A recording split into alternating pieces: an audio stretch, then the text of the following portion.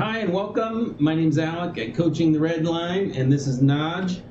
Uh, Naj and I have met at different real estate investor groups and is involved with some really interesting thing, has a pretty cool story, and I just wanted to invite you to tell your story.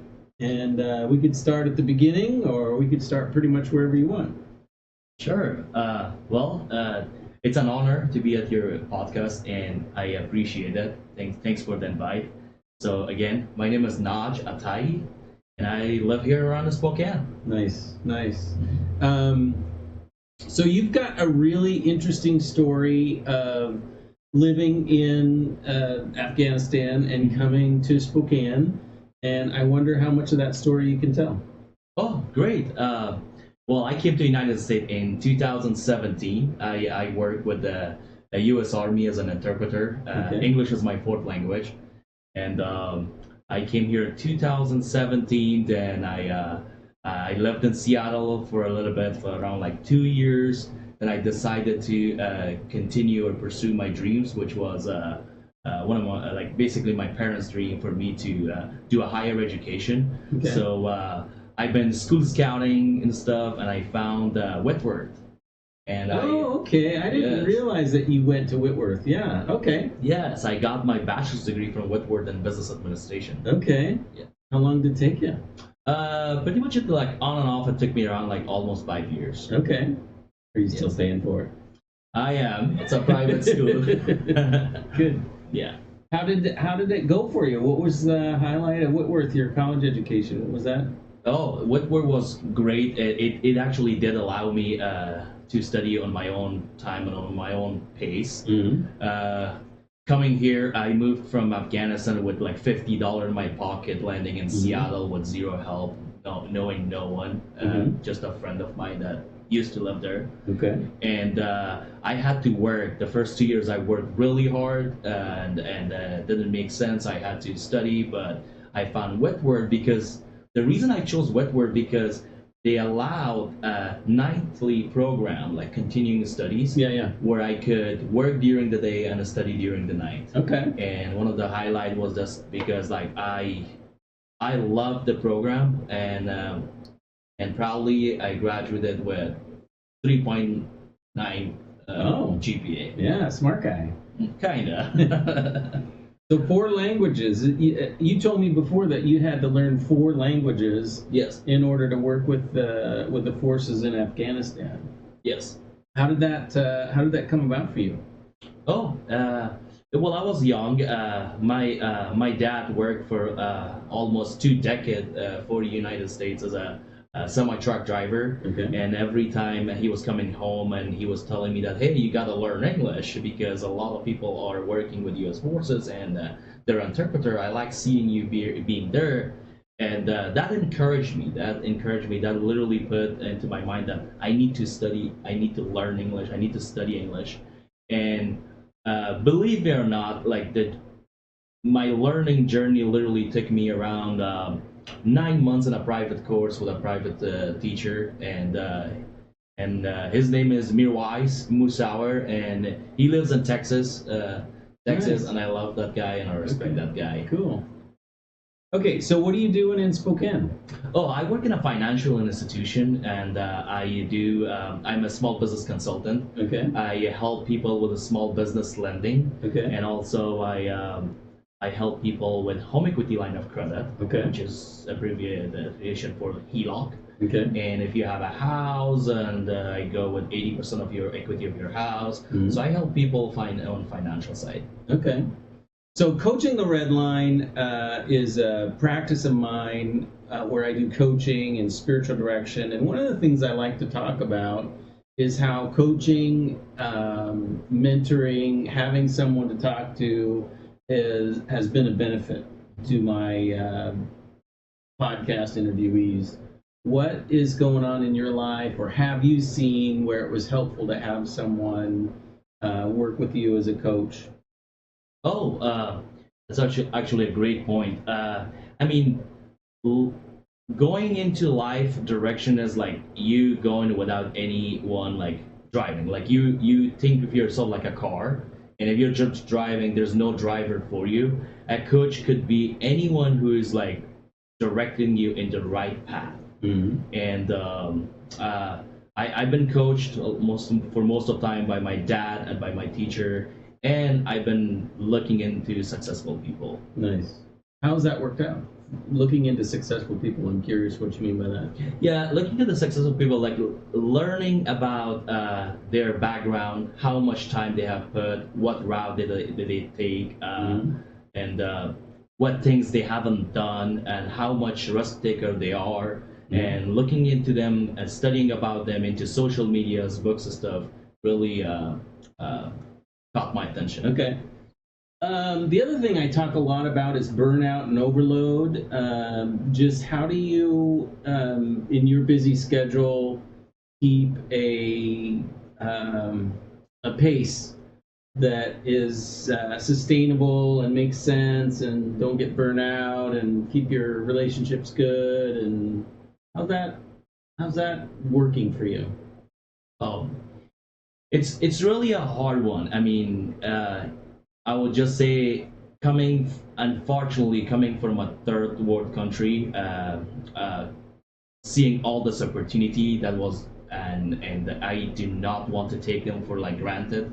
So literally, it has been a very fast-paced life for me, managing all the relationship time that I have with my fiance, and the banking time, the careers, and school and community involvement and everything. It has been a little bit like hard, but it's fulfilling for me. It's fulfilling for me, and I think I want to be, and I think I am. I'm very driven, so I want to take every moment for an opportunity, because I come from somewhere that there weren't too many opportunities.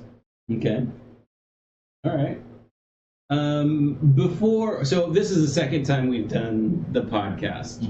It's our second take. It happens a lot for me because I'm not really technical savvy, but we did before talk about your faith and being raised Muslim. And most of the people that watch my podcast know that I'm a Christian, and I love God, and so I really enjoyed our conversation the first time about your how you came to understand your religion and how you practice or don't practice now. Can you talk a little bit about growing up Muslim and being here in Spokane, and how that has played out in your life? Oh, great. Growing up, I was born into a Muslim family, and I am still Muslim. And if we were in Afghanistan, 99% of the people are all Muslims, and it is really a Muslim dominant country. And basically, if you were trying to have a choice to choose another religion over those countries, it is a little bit hard, to the point that you could get executed.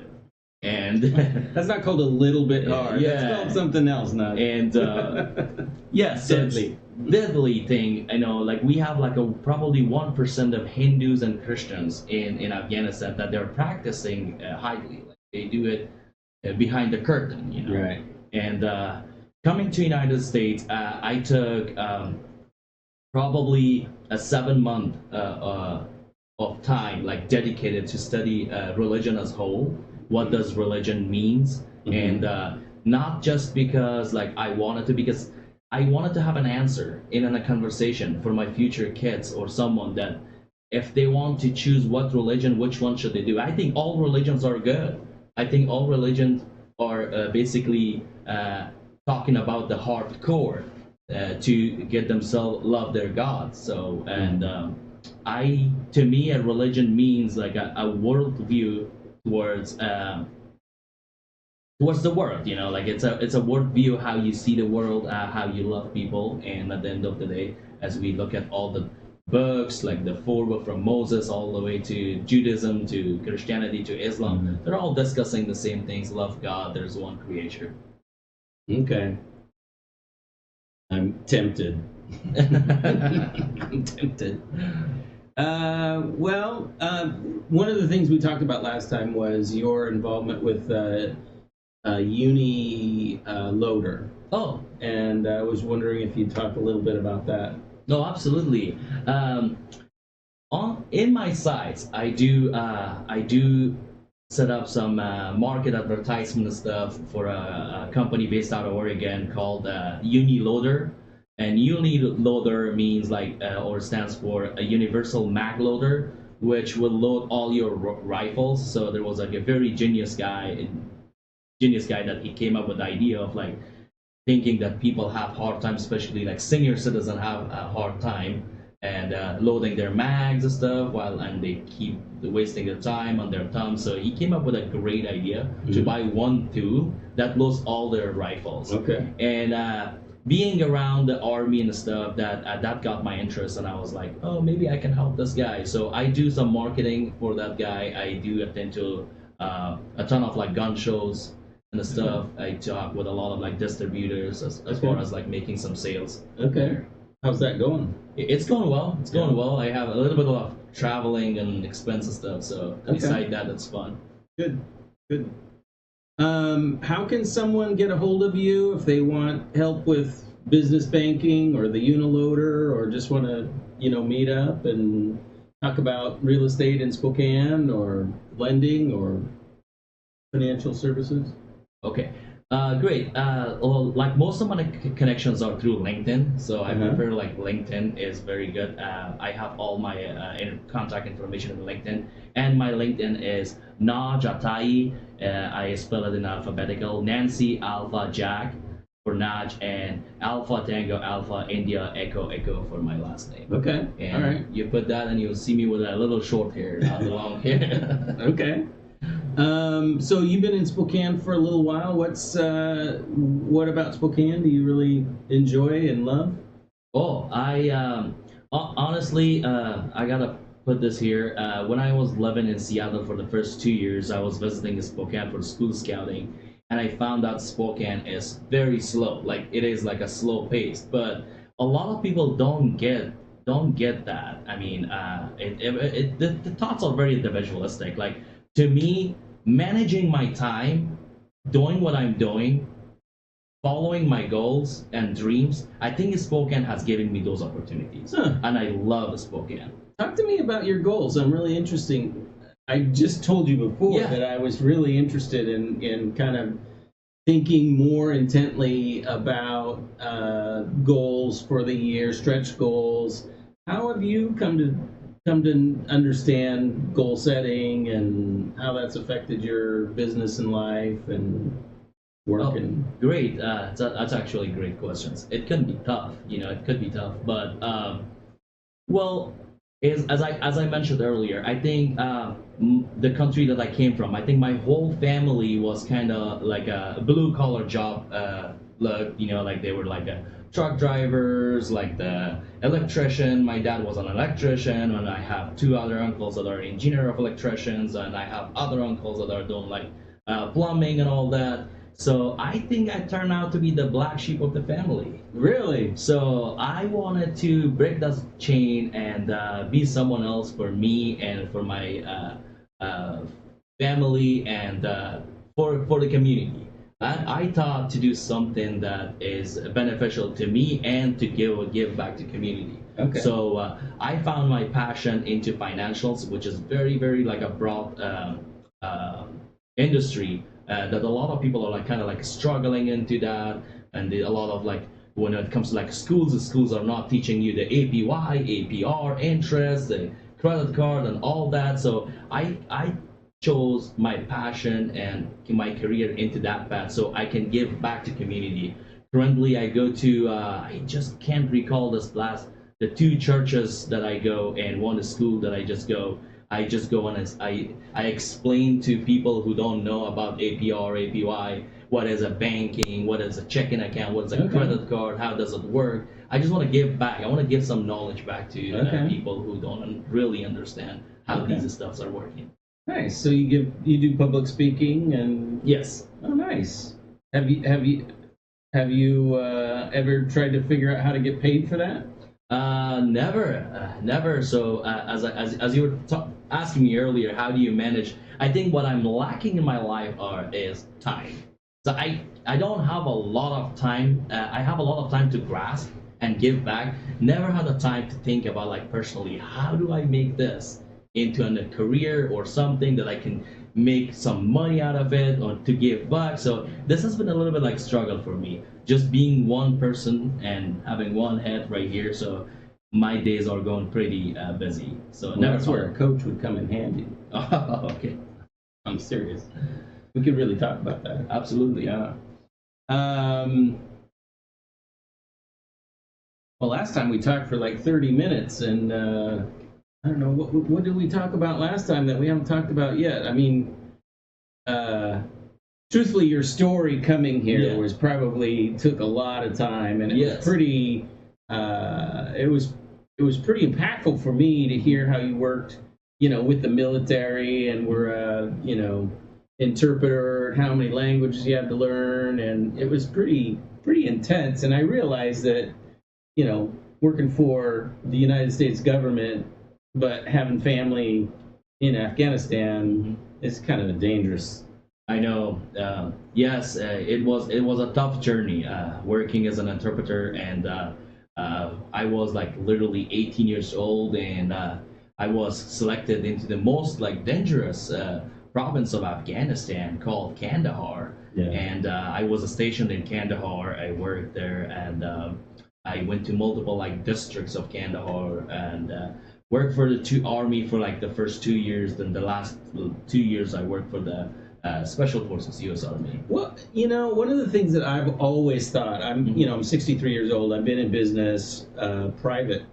I think I've owned my own business almost in my entire life. And one of the things I always felt like was people coming out of the military have a superpower of just being super disciplined and super willing to go through life's struggle and pain. What was the big life lesson that you took out of that time working with military individuals? What do you think it prepared you for? How do you think it made you ready? What big life lessons did you take away from working in that kind of hostile, dangerous, super disciplined environment? So it has given me a lot of meaning. Working with the army has taught me a lot. So as you can see, I think you already mentioned it. You already throw it like discipline. Number one, discipline.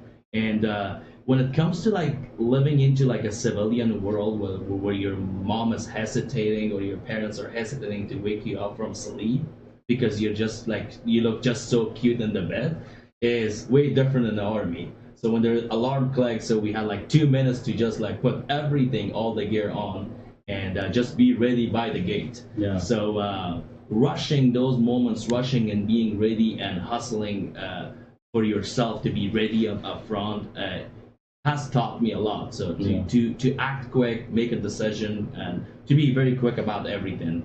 And that discipline was a lot. And another thing that army life taught me was very like hope. So I was like a lot of time I was hopeless, especially when we were into like bad times such as ambushes and fights and stuff. As an disarm or no arm interpreter, I was really like hoping that I can get alive from this fight. And I think the hope worked, and someone helped me, and that could be God, and that is God with no doubt. Yeah, God is really good. Yes, and he certainly loves everybody. Mm-hmm. So I'm really excited to hear hear how that plays out over time. Absolutely. I mean, like we all have some meaning to God. That's why you came out as an Alec, I came out as a Naj, like 8 billion more people. There is a meaning to each individual that God has created them. If not, if there wasn't any meaning, if there wasn't any destination, we could have been something else. But I think there is something that God has seen in all of us, and that us all do it. Well, I was talking to a friend of mine not too long ago, and she was talking about how every person is created by God in His image, and that creator, that creation, is proof. Proof of God, proof of His love, proof of His artistry, proof of His that every person is unique and powerful and made in God's image. And I was listening to another guy talk about how so often we as Christians try to make new converts into our image rather than allow them to be their own unique, whether it's culture or whether it's how they do their hair. I remember when I first became a Christian, it used to bug me when Christians guys had long hair. Oh, I just bugged the crap. It just bugged me so bad. But I realized that there are, in a lot of ways, we try to make people more in our image, and missions, especially all around the country, in Africa, Australia, and stuff like that. It's been bad in the past. So anyway, that's got way off topic there. Yeah. Well, I tell you what, let's close it here with what are you looking forward to in 2026? It's a new year and just a short month. Yeah, for 20. Are you talking about only this month? No, this year, next year. This year? Yeah, the coming year. Okay, I think you have given me some idea into your podcast. Number one idea, I need to basically find a coach. You do. So they can manage and they can tell me my times, what areas do I scale very well and do well. And I have another goal to be basically get a more position, like a promotion into my current role that I'm doing. And I've set up a $5 million goals that I have to find out the loan. The $5 million loan, it's like $3.5 million for consumers and $1.5 million for businesses that I need to find people who need them. And if I can get those goals, I'll definitely get my promotion right there. And if God willing, I am trying to set up a date for my marriage with my fiance that we've been engaged forever. Is that right? We have a wedding venue right here. Absolutely. You can get married here. Probably we give it a try. Just let me know. So there are too many goals, and lately I've been heading the gym super hard, and I'm trying to lose some weight, build some muscle, whatever you call it. So there are too many goals around that I'm working a little bit hard. Okay. Yeah. All right. Well, I'm excited for you. If someone wants to get a hold of you, you already said LinkedIn is the best for if there's business owners here in Spokane that want to reach out, or homeowners that maybe want a home equity line of credit. You'd be happy to meet with them. That's awesome. And also I can throw my phone number right here too if they wanted to just reach out. And I am available pretty much 24/7. It is 509-934-8922. Not 24/7. 9 to 5. Good. Well, thank you so much for being on my podcast. I'm looking forward to getting it all set up and putting it out there. I absolutely thank you. It was an honor being in your podcast, and thanks a lot for managing this. All right. Thank you. You take good care. Thanks.